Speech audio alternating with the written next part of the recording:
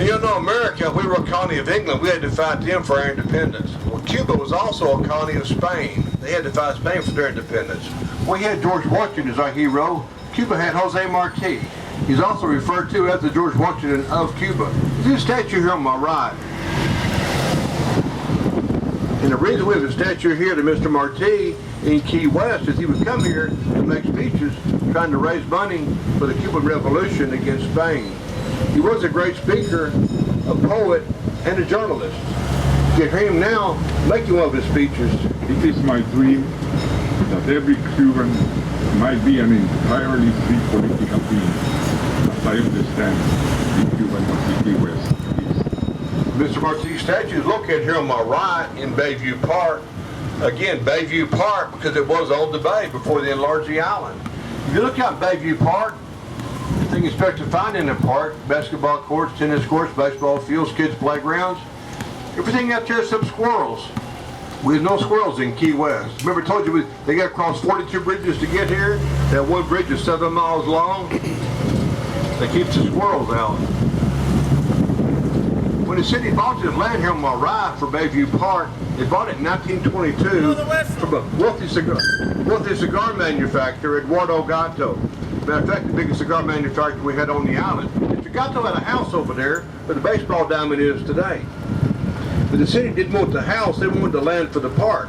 So Gatto moved his house, he raised it up on some jacks, he put some rollers underneath it, and he got 2 mules to drag it down to its current location, which took him 2 weeks.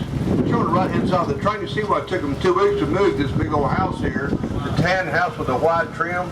That's the house those 2 mules moved. It's so big it's got a courtyard in the middle. It's a testament to the ship's carpenters. They moved that far and still stay together. Mr. Gatto, who was a Cuban, when the revolution was over in Cuba, Mr. Gatto went back to Cuba to live and give that big old house back there to the Cuban community as a hospital for poor people. He named it Mercedes after his late wife. He stayed at the hospital until 1972 when they condominiums out of it. And we are in a Cuban neighborhood now. It always has been a Cuban area. But it always will be. Here you have the Cuban restaurants, Cuban coffee shops, Cuban bakeries, and of course, salsa music.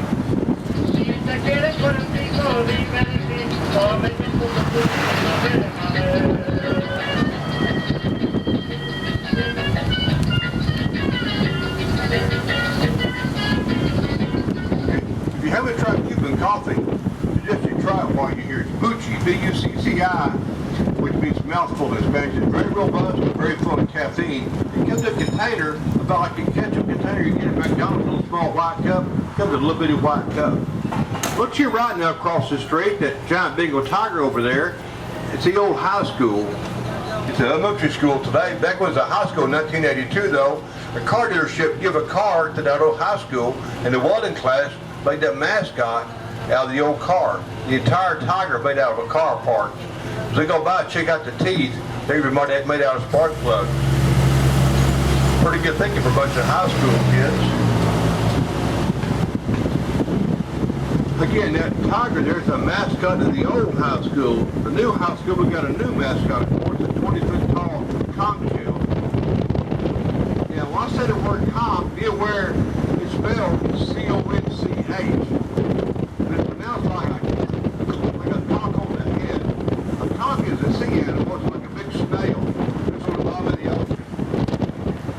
Got meat on the inside. If you don't know what a conch shell is, I'm going to hold one up for you here. Left hand side of the train. This is a conch shell. You see it's like a big snail. You take the meat out and make conch fritters, conch stew, conch salad. If you're born here, you're a conch. If you're 7 years, you're a freshwater conch. You play football, you're a fighting conch. Turners are the conchettes. You're on a world famous conch tour train, and you're in the Conch Republic. True story now. I'm thinking I tell you it's true, but it's pretty unbelievable. Way back in 1981, the United States Border Patrol put up a blockade over Highway 1. Now, Highway 1, as you know, is the only land route we got inside and outside the mainland of Florida. Well, at that time, the Border Patrol was looking for illegal aliens and contraband.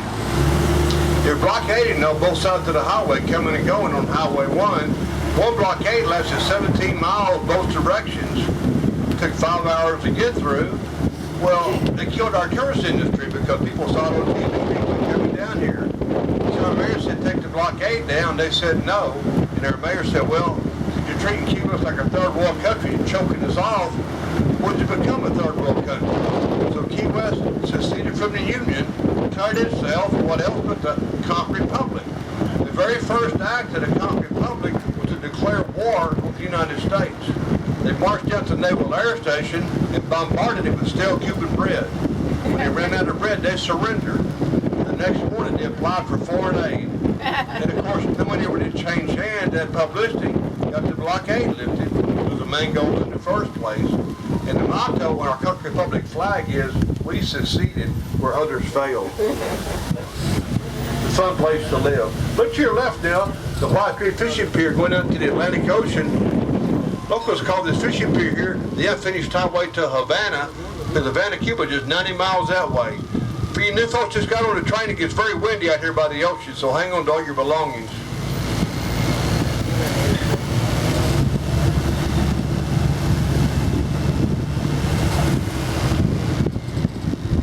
Here on the right, we have Little Dog Park and Big Dog Park. The park you go into is determined by the size of your dog. 25 pounds and under is a small dog.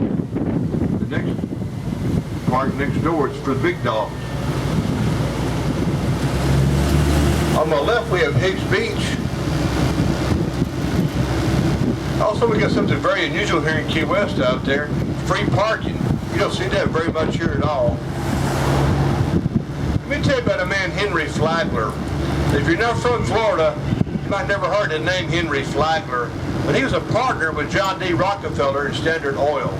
I know you've heard about Rockefeller. Well, they founded that company together as equal partners in 1832. When Flagler retired very wealthy in 1895, he was living in New York City with his wife. She's in terrible health. She had tuberculosis. So her doctor told Mr. Flagler, said, take your wife to Florida for the warm weather for her health. She needs to get a better climate. So Flagler did. He moved his entire family, lock, stock, and barrel, down to St. Augustine, Florida. The first thing Flagler did at St. Augustine was he built the East Coast Railway. The East Coast Railway ran from St. Augustine right down the coastline of Florida, where the Atlantic Ocean is, all the way down to Miami. But now in 1905, Flagler's a visionary. I mean, very wealthy, obviously, and a visionary. He saw the Panama Canal opening up soon. He knew Key West to be a perfect destination for ships leaving the Panama Canal. We are the southernmost port, after all, and our Deepwater Harbor port. The Flagler said, go ahead now and build a railway overseas all the way down to Key West. People said it can't be done. They even called it Flagler's folly in derision. Such a preposterous idea. This Henry Flagler was not to be denied 7 years later after he invested $50 million of his own money. He came to town January 22nd, 1912. First railway train to come to Key West.